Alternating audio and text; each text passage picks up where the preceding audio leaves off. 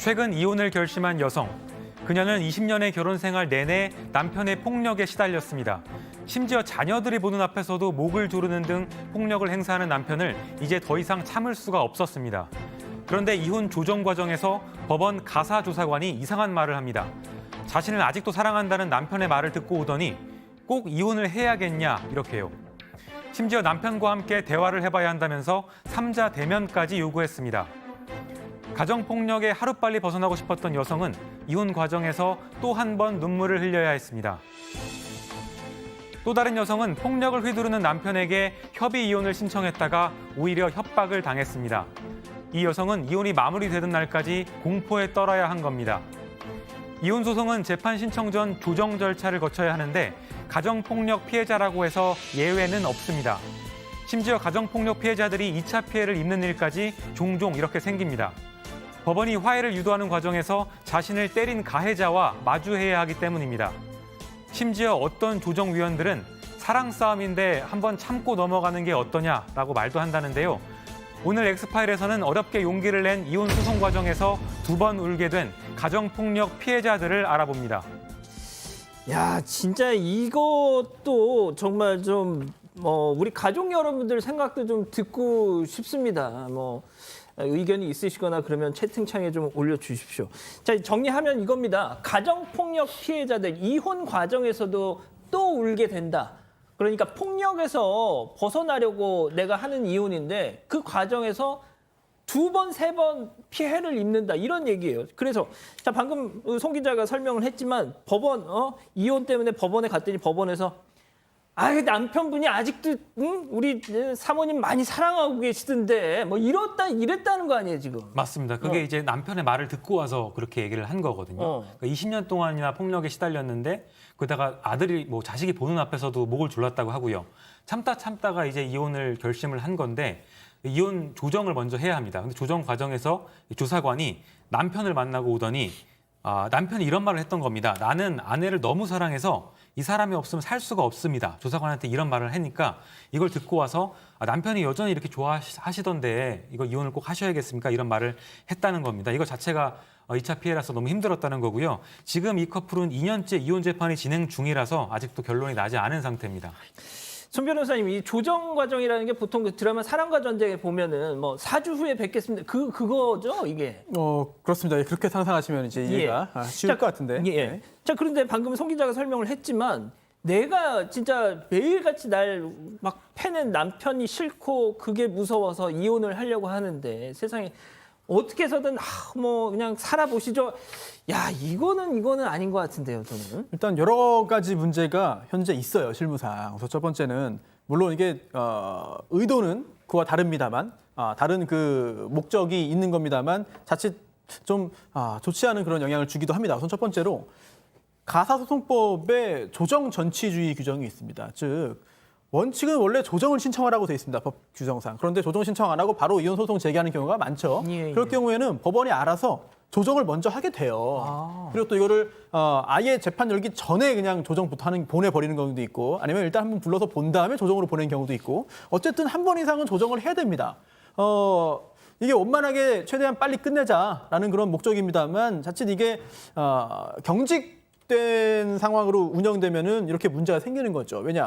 가정폭력 피해자의 경우라도 이건 예외가 없습니다. 그렇기 때문에 어쨌든 조정은 열리는 거죠. 그러면 또 2번째 문제가 뭐냐면 이 조정 관련해서는 원칙적으로는 당사자가 직접 나가야 돼요. 물론 근데 이걸 잘 모르는 경우도 있어요. 예외도 있습니다. 그래서 가정폭력 피해자의 경우에는 가해자랑 마주쳐야 되는데 그 좁은 공간에 같이 있어야 되는데 가면서도 만날 수 있고 또 다시 귀가할 때도 만날 수 있고 이게 굉장히 무서운 일이거든요.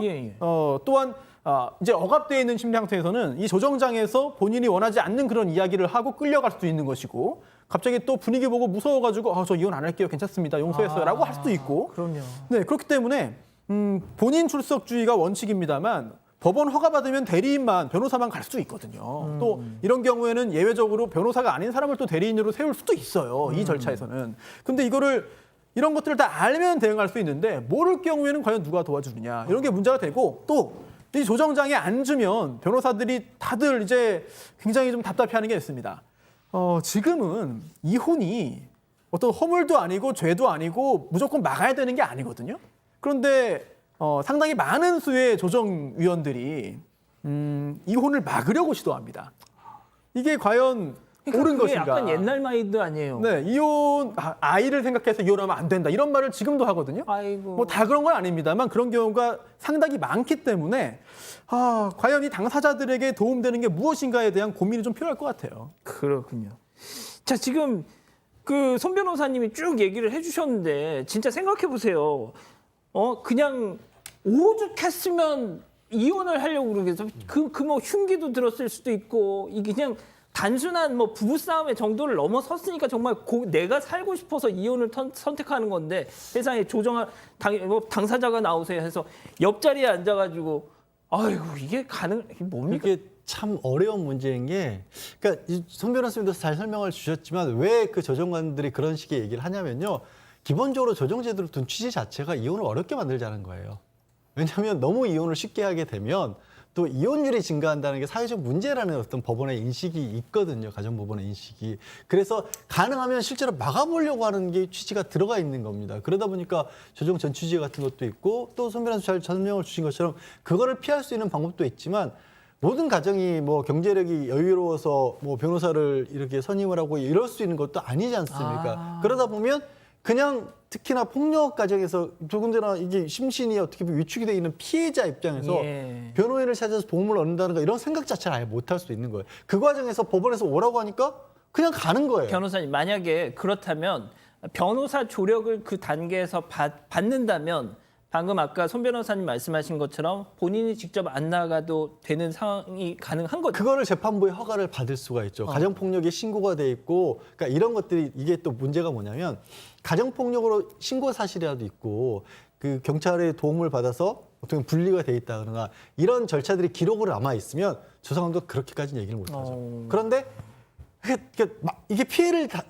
당한 입장에서 너무 억울하지만 아무것도 없는 거예요. 서류상으로는. 그러면 남편 말만 듣고 와서 왜 그래요? 이런 얘기가 또 나오는 겁니다. 그래서 그런 부분을 조금 더 우리 법원이 섬세하게 들여다볼 필요가 있고요.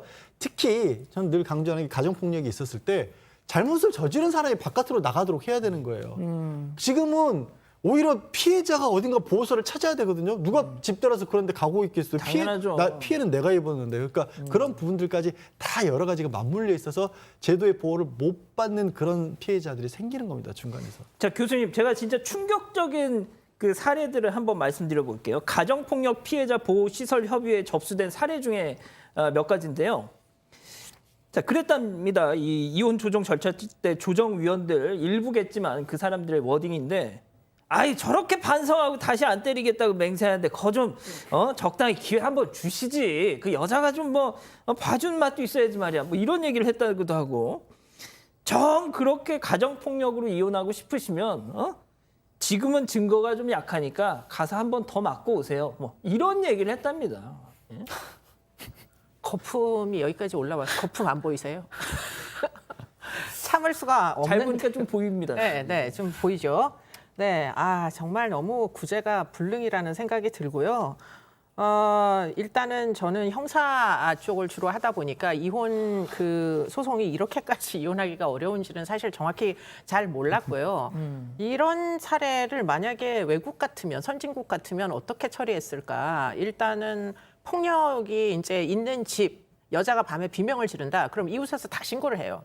그럼 경찰이 현장에 출동하겠죠? 그러면은 즉시 체포가 돼요. 그렇기 때문에 입건 기록이 남습니다.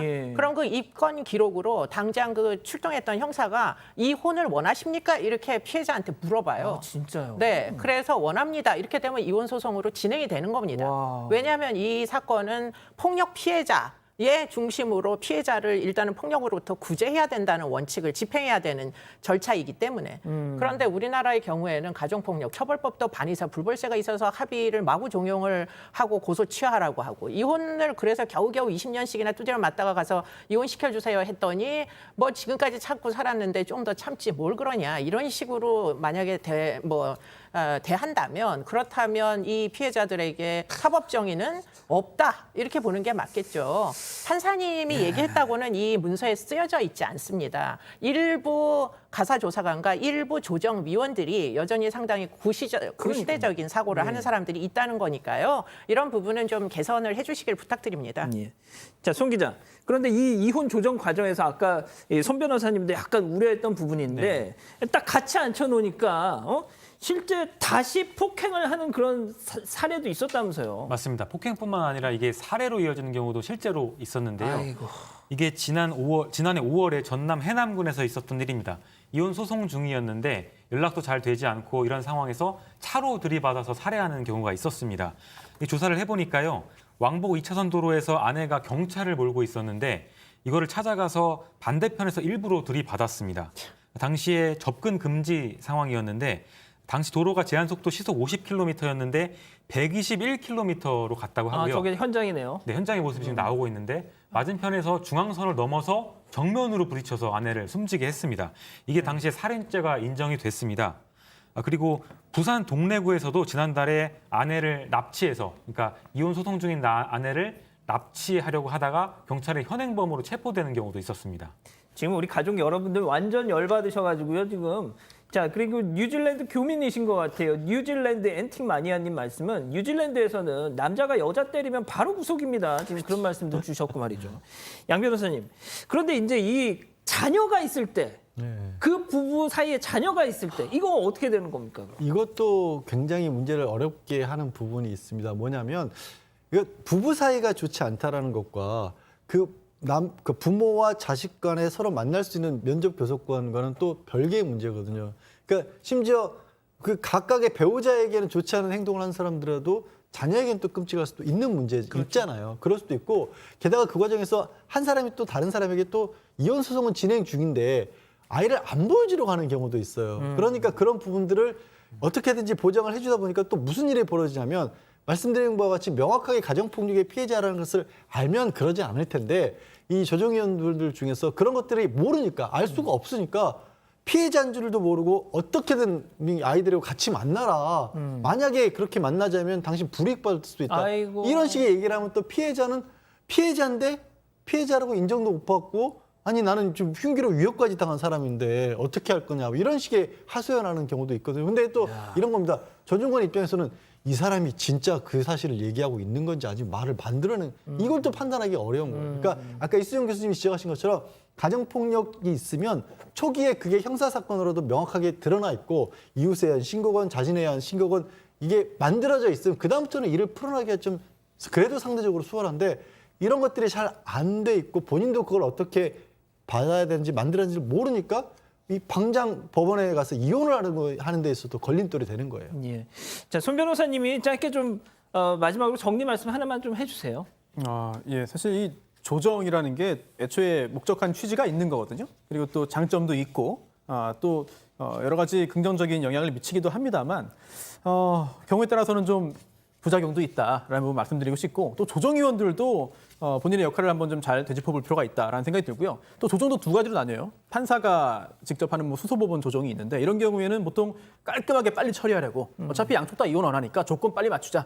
재판 없이 끝내자라는 그런 목적도 많이 있습니다만 반대로 또 조정위원이 하는 조정 여기서 좀 문제가 많이 생겨요 실제로도. 그래서 법원도 조정위원을 잘 검증을 하자. 그리고 그 조정위원이 제대로 조정을 하고 있는지를 어떻게든 검증을 하고 감시를 하고 그렇죠. 관리 감독을 해야 되거든요. 그럼요. 여기서 여러 가지 뭐 포교 활동으로 인한 문제도 생기고 아이고, 여러 가지 문제가 참. 생겨요. 이거는 다 그런 건 아니 아닙니다만. 세상에 이혼하러 온 사람들한테 포교를 해요. 네, 갑자기 뭐 이제 좋은 이야기 하더니 뭐 꺼내서 조기도 하고 이런 일들이 꽤 있습니다. 그래서 이거 법원 차원에서의 여러 가지 좀 고민도 필요한 것 같습니다. 진짜 그 너무 충격적인데요, 그거는. 알겠습니다. 아무튼 그 변호사 조력을 그 단계에서 받으면 뭐가 됐든 아주 적절하게 대응을 할 수 있다는 거죠. 초기부터 받아야 되는 게 더 맞죠. 사실 예. 폭력 초기부터. 연락 주십시오. 자, 앵커, 자, 이 정도로 마무리하고요.